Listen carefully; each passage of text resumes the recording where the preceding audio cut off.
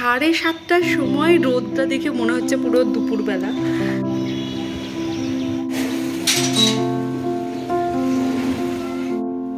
দেখো এই ঘরে হচ্ছে সব ছড়ানো ছিটানো আছে, মনে হচ্ছে বৃষ্টি হবে, বেশ কালো করেই মেঘ করেছে। আমার তেল লাগানো মোটামুটি কমপ্লিট, লস্যিটা রেডি।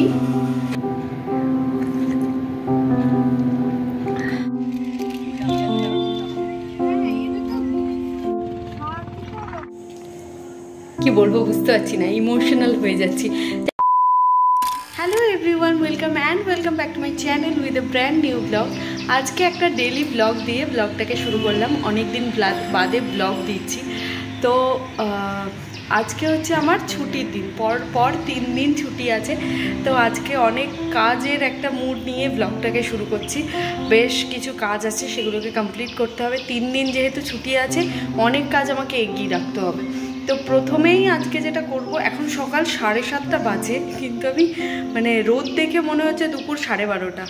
এত রোদ, যারা বাইরে যাও বা ওয়ার্কিং ওম্যান মেন যারা আছো তারা বুঝতেই পারছো কী অবস্থা চারিদিকে। আমিও বুঝতে পারছি, রোদ যেহেতু আমাকেও বাইরে যেতে হয়।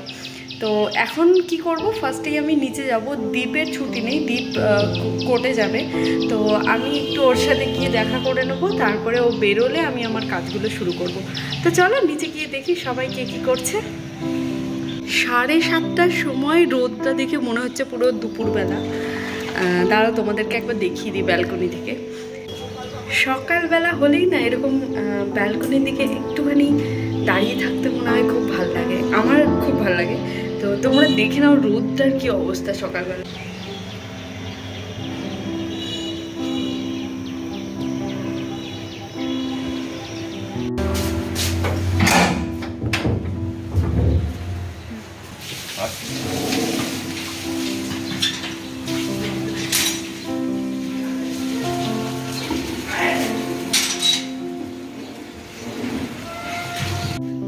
তো দীপ অনেকক্ষণই বেরিয়ে গেছে, আর আমি নিচে বসে বসে মার সাথে একটু গল্প করছিলাম, আর তার সাথে আমি আর মা একটুখানি লস্যি খেয়ে নিলাম। লস্যিটা আমি বানালাম, তো মোটামুটি খারাপ হয়নি। আর আজকে ভাবছি বিকালে দীপের জন্য একটু ম্যাঙ্গো লস্যি বানিয়ে রাখবো, ওটা খুব ভালোবাসে।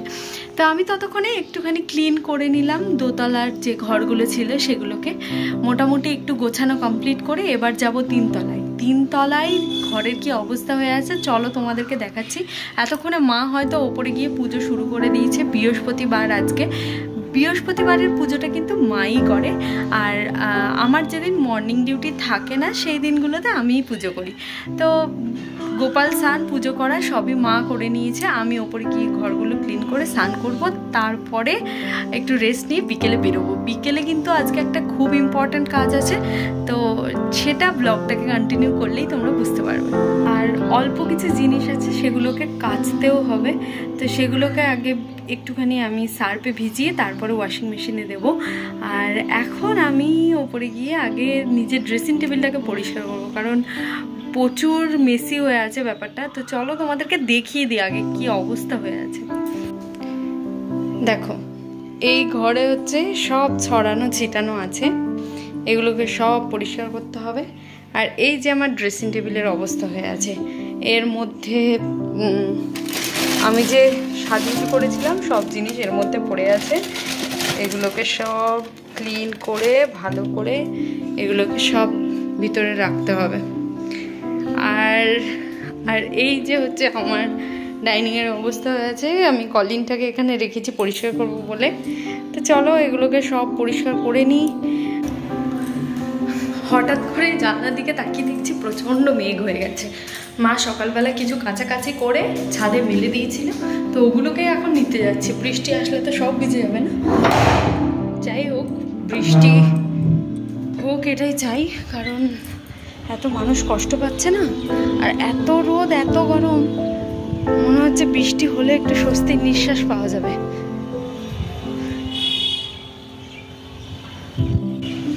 এই যে আকাশে পুরোই মেঘ করেছে। আমি এখন এই জামা কাপড়গুলো তুলে নিয়ে নিচে যাব। মনে হচ্ছে বৃষ্টি হবে, বেশ কালো করেই মেঘ করেছে, দেখা যাক।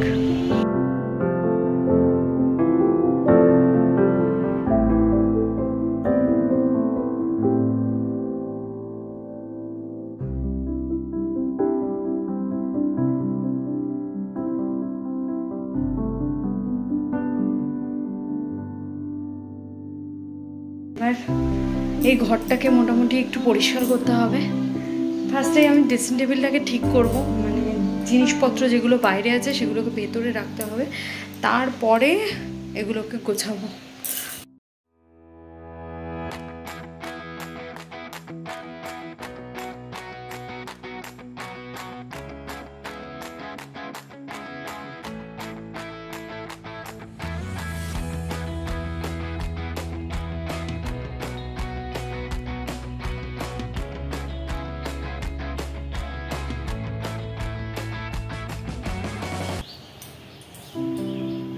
তো মোটামুটি ঘর গোছানো কমপ্লিট হলো।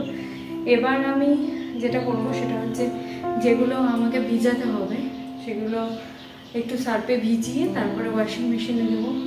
বৃষ্টি ওই 2-1 ফোঁটা হলো, তাতে গরম আরও বাড়লো বরং। তো এগুলোকে ভিজিয়ে নিই, তারপরে ওয়াশিং মেশিনে দিতে যাবো।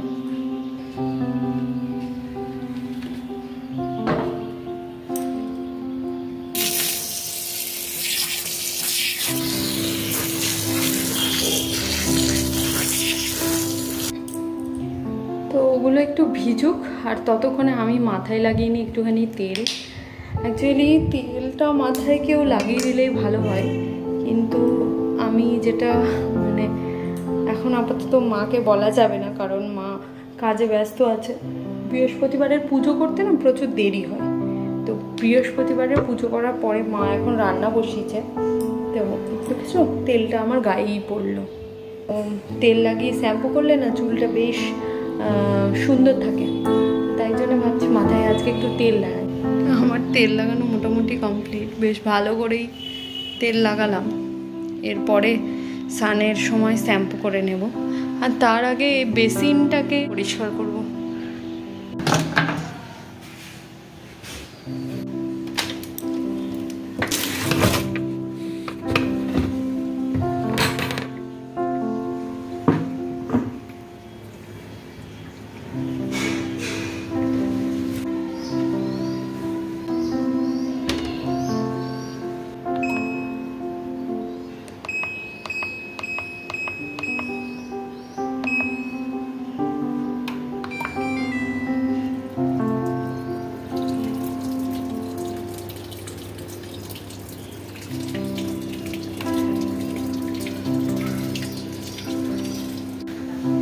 এটা ততক্ষণে হোক, আর আমি ততক্ষণে স্নান করে বেসিন পরিষ্কার করে তারপরে স্নান করে তারপরে এগুলোকে তুলে ছাদে মেলে নিয়ে তারপরে নিচে যাব লাঞ্চ করার জন্য। তা আমি স্নান করে একদম রেডি হয়ে গেছি, এবার নিচে যাব। নিচে ওয়াশিং মেশিনে মানে জামাকাপড় দেওয়া আছে, ওগুলোকে আমি বারান্দাতেই মেলে দেবো। ছাদে এত রোদে আর যাওয়ার সাহস দেখাতে পারছি না আমি। তো তারপরে আমি নিচে যাব। কি রান্না হলো, আর নিজের জন্যে মানে আমার জন্য একটুখানি ওটস করব। দীপ আসলে, দীপও বলেছে আজকে ওটসই খাবে, তো ও আসলে একটু ওটস করেও দেবো। তো এখন খাবো হচ্ছে ওটস, চিকেন, আর এখানে আছে বেগুন ভাজা, এটা আছে আলু সয়াবিনের তরকারি, আর এটা আছে ডাটার তরকারি। এখানে লঙ্কা আর লেবু আছে। আচ্ছা, মা আর আমি একসাথে বসবো। মা এখন ভাত বাড়ছে নিজের। চলে আসো। আমাদের খাওয়া দাওয়া তো মোটামুটি কমপ্লিট। মা ওপরে গেল, কিছু কাজ আছে সেটাকে সারার জন্যে। আর আমি এখন দীপের জন্যে, দীপ যে ম্যাঙ্গো লস্যি খাবে, তো সেটার জন্যে ওই ম্যাঙ্গো লস্যিটাকে আমি এখন রেডি করে রাখবো। দীপ আসার টাইম প্রায় হয়ে গেল, তো ওটাকে রেডি করে রাখি। ও আসলেই ওটাকে ঠান্ডা ঠান্ডা দিয়ে দেবো, একটুখানি ফ্রিজেও রাখবো। তো তারপরে ওকে লাঞ্চের জন্য যা যা লাগবে সেগুলোকে করে দেবো। হ্যাঁ, আনারস, পাইনাপেল। জানি আনারস মানে পাইনাপেল। দীপ কোথা থেকে এসে গেছে, আর আমিও একটুখানি ঘুমিয়ে গেছিলাম। তো এবার ওকে ওই ম্যাঙ্গো লস্যিটা দেবো, তারপরে ওর লাঞ্চের জন্য যা যা খাবে সেটাকে রেডি করবো। লস্যিটা রেডি।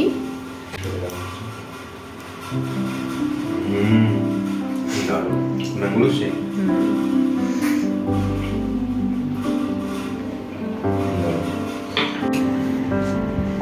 আমি একটুখানি গ্রিন টি করে নিলাম, এটাকে খাবো এখন, তারপরে রেডি হয়ে বেরোবো তো আজকে। সত্যি এই গ্রিন টিটা পুরো ফ্রেশ লাগে খেলে, সিরিয়াসলি।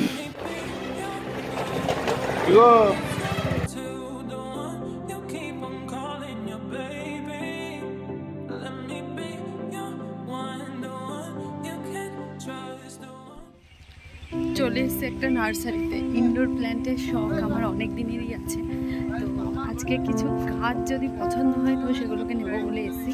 দেখি কি কি গাছ আছে এখানে। নার্সারিটা কিন্তু বেশ বড় একটা নার্সারি। করিমপুরের মধ্যে যারা থাকো তারা জানো, জমরাদাহ মন্দিরের কাছেই নার্সারিটা।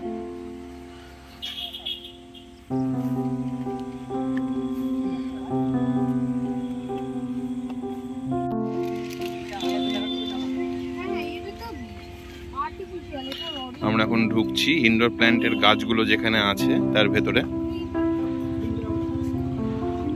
রিম্পা গাছ দেখতে ব্যস্ত, একটু আপনাদের দেখিয়ে দিই।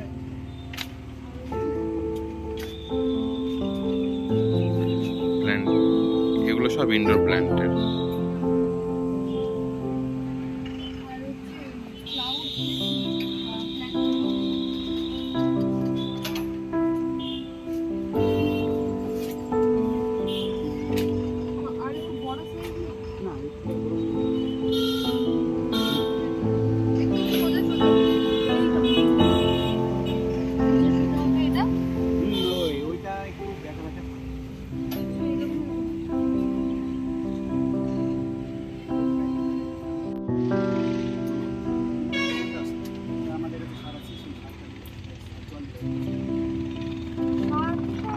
তুমি কি সার বলে দাও, আমরা নিয়ে নেব।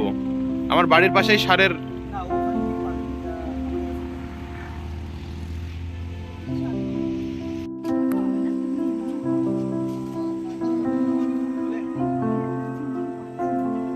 এই তো আমি ধরবো এবার।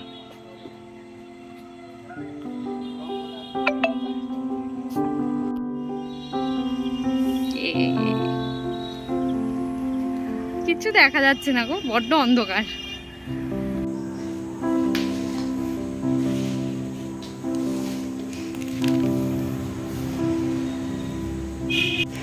তো আমি আপাতত এই গাছগুলো কিনে নিয়ে আসলাম। যেগুলো কোনো পছন্দ হয়েছে সেগুলো কিনে নিয়ে এসেছি, বলে এসেছি নেক্সট টাইম আবার যাব। আবার কিছু গাছ আমরা অর্ডারও দিয়ে এসেছি যেগুলো ওখানে পাইনি।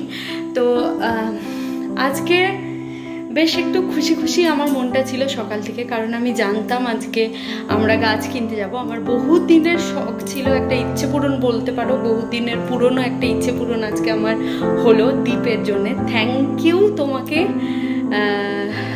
এভাবে ছোট করে মানে আস্তে আস্তে আমার ইচ্ছেগুলো পূরণ করেছেও। আর কি বলবো বুঝতে পারছি না, ইমোশনাল হয়ে যাচ্ছি। যাই হোক, তো আজকের ব্লগটাকে এই পর্যন্ত রাখছি। দেখা হচ্ছে নেক্সট ব্লগে। চ্যানেলটিকে অবশ্যই বেশি করে সাবস্ক্রাইব, লাইক, কমেন্ট করতে থাকো। আর নেক্সট ব্লগের ব্যাপারে আমি একটা আপডেট দিয়ে রাখি। আমার নেক্সট ব্লগ যেটা আসছে সেটা হচ্ছে আমার gold jewellery, gifted gold jewellery যেটা ছিল সেটার ওপরে আমার ব্লগ আসছে। আমি বলেছিলাম ওই ব্লগটাকে আপলোড করব। তো চ্যানেলে একদম টিউন থাকো। দেখা হচ্ছে নেক্সট ব্লগে। টিল দেন খুব ভালো থাকো, মজা করো, বাই।